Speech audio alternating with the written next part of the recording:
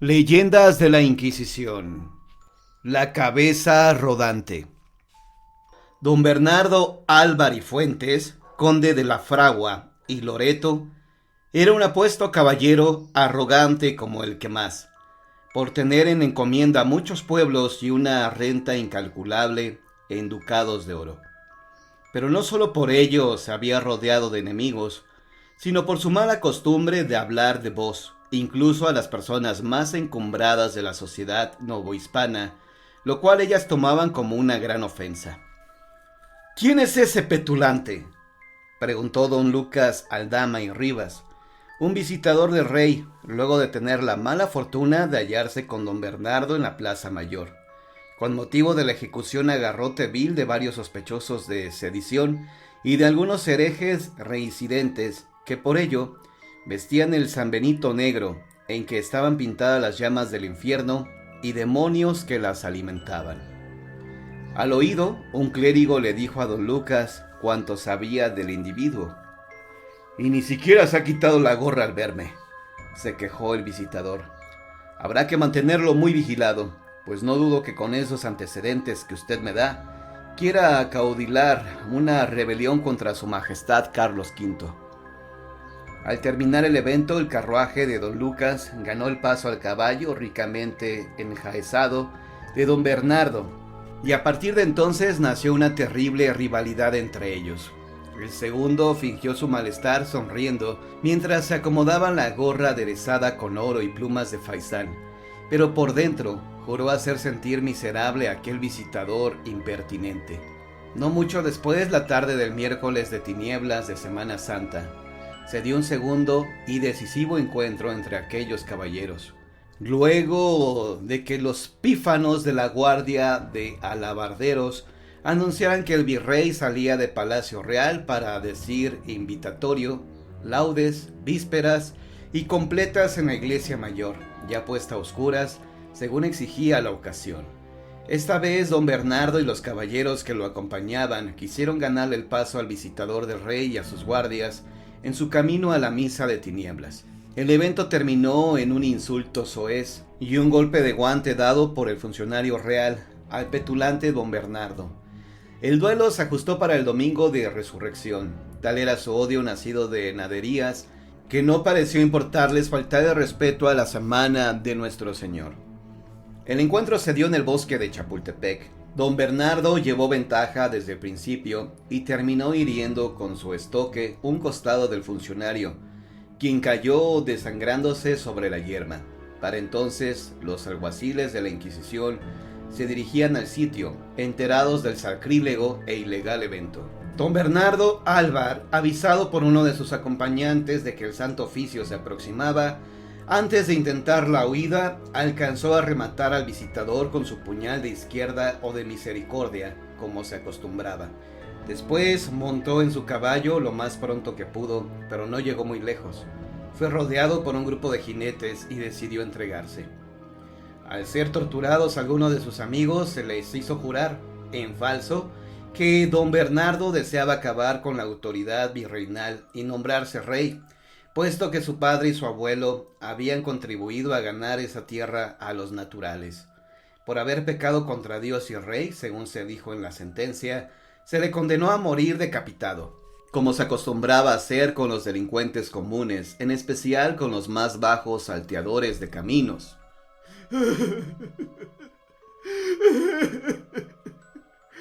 Verme rebajado a tal suerte, lloró el arrogante don Bernardo. El día de su ejecución, luego de decir sus pecados ante el sacerdote confesor, rezó los salmos penitenciales. Fue sacado al escarnio público con cadenas a los pies.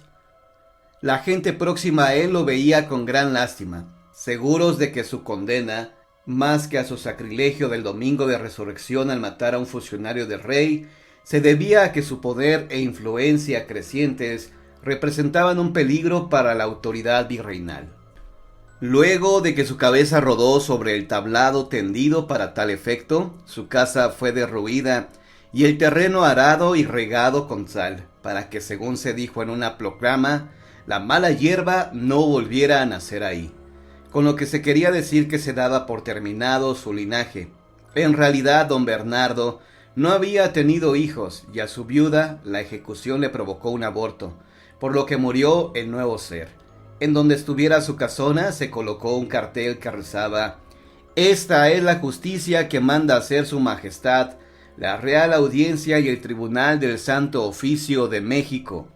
La esposa que fuera de don Bernardo Alvar moriría al poco tiempo en la miseria, habiéndole negado el virrey una pensión por los pocos, aunque importantes servicios que don Bernardo había ofrecido a la corona en su calidad de caballero y encomendero.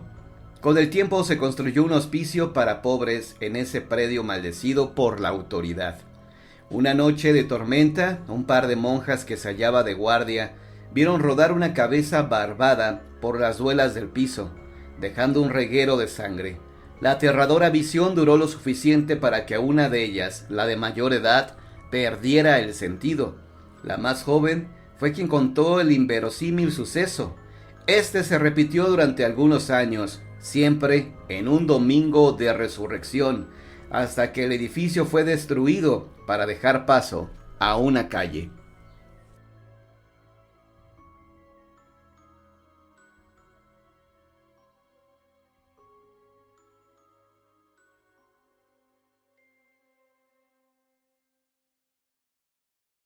La siguiente historia fue escrita y narrada por Juan Antonio Amezcua, Yo el Misterio, y en especial se la quiero dedicar a mi amigo Rival Kingdoms, Sir Carlitos, que gracias por sus supergracias. Así que esta historia te la dedico a ti. ¿Recuerdas que la semana pasada te platiqué mi experiencia que viví en la casa que estaba embrujada? Y digo estaba porque afortunadamente se logró terminar con el maleficio. Esta casa me la había heredado mi tía Lucrecia, la cual decíamos que era una bruja, y después descubrí que esto era cierto. Te platiqué la semana pasada la primera experiencia sobrenatural que viví en esta casa, la que ahora sería mi casa, la que ella me había heredado. Y bueno, sucede que después de tirar a la basura todos los trabajos de brujería que ahí había encontrado, hubo un receso, hubo un momento en que nada raro sucedió. Pasé algunos meses tranquilos. De hecho, ya me había acoplado a mi nueva vida. Había conseguido un mejor trabajo, estaba ganando un poco mejor. Y de hecho, ahora me gustaba vivir solo. La actitud de mis padres cambió conmigo. Mi padre sobre todo me felicitó, ya que vio que había madurado. Vio que podía arreglármelas yo solo. Así que bueno, tenía de nuevo el apoyo de mis padres, pero esto no significaba que yo fuera a regresar a vivir con ellos. No después de que ya estaba probando las gracias de vivir solo, porque es una gran paz y una tranquilidad llegar y estar solo en tu casa. Que nadie te diga lo que tienes que hacer, que nadie te regañe porque dejaste, no sé, la ropa sucia tirada en el suelo o cosas así. Vivía solo, me sentía muy bien, estaba muy contento de estar en esta nueva etapa. Pero en una noche de lluvia, las cosas cambiaron. No sé por qué motivo o por qué razón la lluvia trajo eso, o despertó eso, por decirlo de otra manera. Recuerdo que estaba dormido cuando de repente escuché que algo se azotaba en la cocina. Para mí fue algo raro, porque eran las 3 de la mañana. Estaba lloviendo muy fuerte, de hecho eso me había despertado, pero también escuchaba cómo en la cocina se azotaba algo, y algo muy pesado. Bajé las escaleras con mucho cuidado, y cuando estuve en la cocina, observé que la mesa, así es, la mesa brincaba. Cuando vi esto casi me desmayo. La verdad es que nunca había visto algo así y el hecho de verlo me provocó un fuerte escalofrío. ¿Cómo era posible que la mesa estuviera brincando? Como si alguien la estuviera tratando de tirar. Con cautela, la verdad me acerqué. Tenía más miedo que otra cosa. Encendí la luz y observé la mesa con detenimiento. Tenía miedo de que algo estuviera debajo, quizá algún animal, algún perro. Pero si se trataba de un animal, tendría que ser un animal muy grande y muy fuerte. Me armé de valor. Observé con cuidado la mesa, la cual momentos antes había dejado de brincar, había dejado de hacer esos extraños movimientos. Me acerqué, la revisé detenidamente y observé que abajo de ella había algo oculto. Vi que había una especie de envoltorio abajo de la mesa y se me hizo bastante raro. Así que tomé una lámpara, le iluminé bien y observé que era como una especie de portafolio que estaba pegado por debajo de la mesa. Esto me parecía muy raro, muy extraño. Al final me acerqué y sí, me pude dar cuenta que era como una especie de portafolio o de bolsa, no sé cómo describirlo. Pero en su interior había una tabla Ouija. Había una Ouija. Las había visto en fotografía.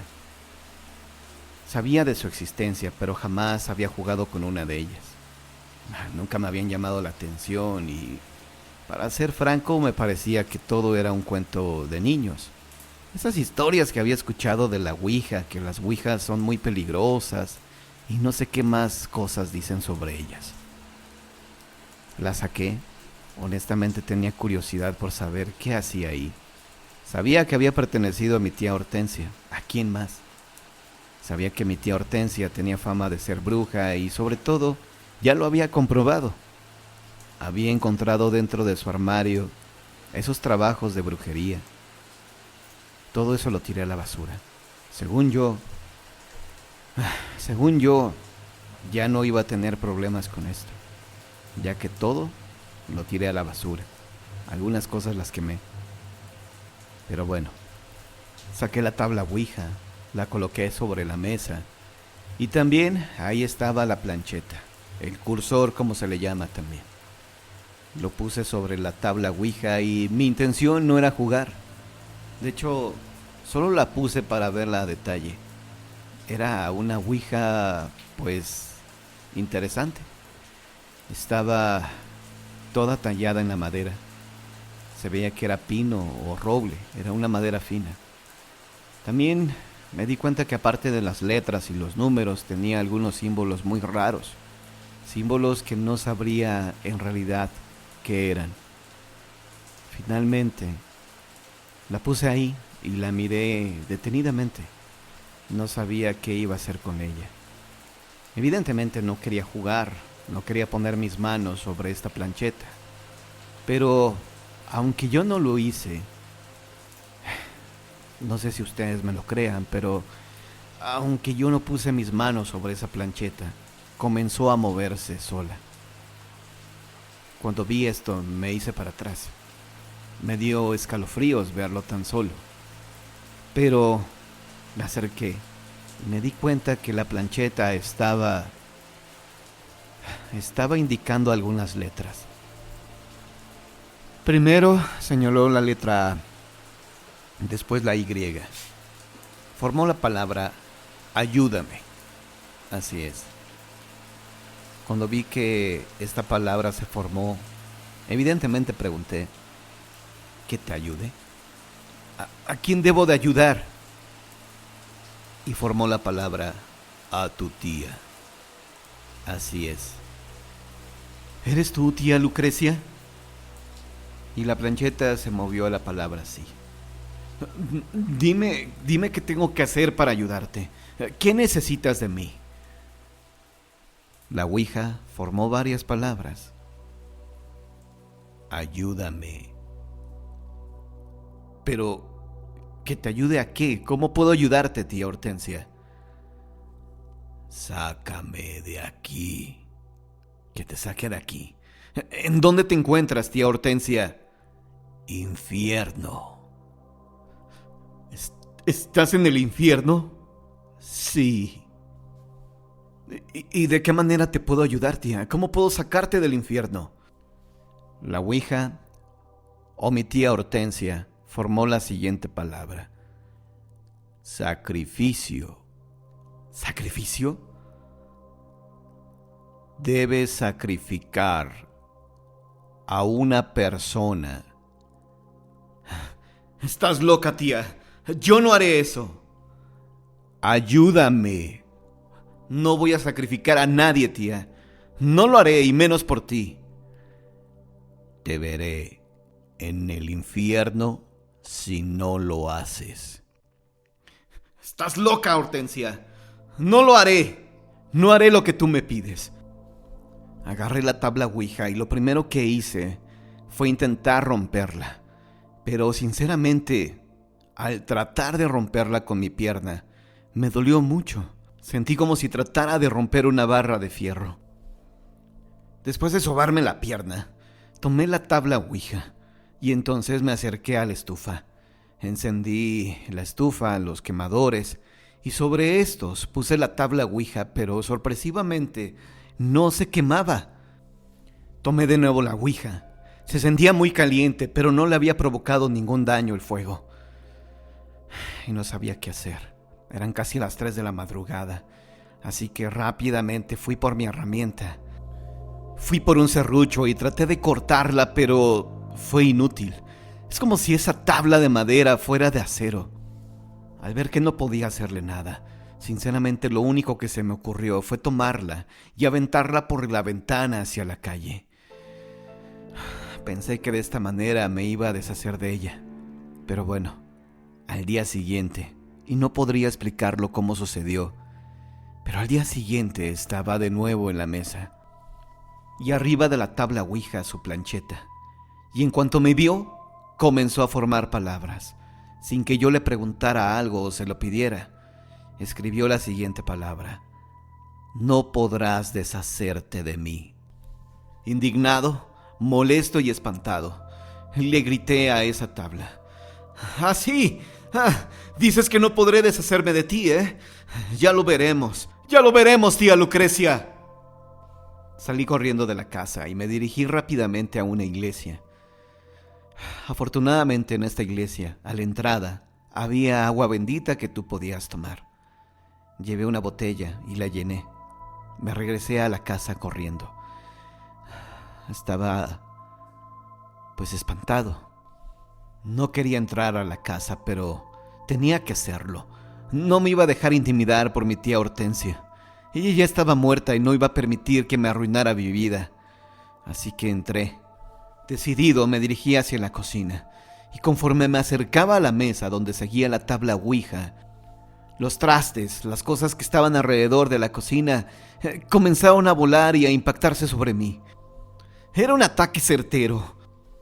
Tenía que esquivar los platos y de repente observé que los cuchillos comenzaban a temblar. Si no me apuraba, si no me daba prisa, seguramente los cuchillos también se me aventarían. Y entonces rápidamente saqué el agua bendita y se la arrojé a la tabla. En cuanto el agua comenzó a caer sobre esta maldita Ouija, comencé a escuchar gritos, alaridos de dolor, que estos eran precisamente los lamentos de mi tía Lucrecia. Así es, le estaba provocando un grave dolor esta agua bendita. Así que rápidamente encendí de nuevo la estufa y comencé a prender la tabla Ouija. Y ahora, para mi sorpresa, sí comenzó a incendiarse. Así es, comenzó a prenderse esa tabla y los gritos iban en aumento. Y aparte de oler la madera quemada, también me llegaba un olor nauseabundo y desagradable. Era como a carne achicharrada. Era carne y olor también como a excremento. Finalmente, esa tabla Ouija quedó hecha cenizas. Y de esta manera, logré destruir el maleficio. Nuevamente, la amenaza de mi tía Lucrecia. Y bueno, creí nuevamente que ahí terminaría todo. Pero no. Todavía hay una tercera historia que quiero contarte. Así que no te la pierdas.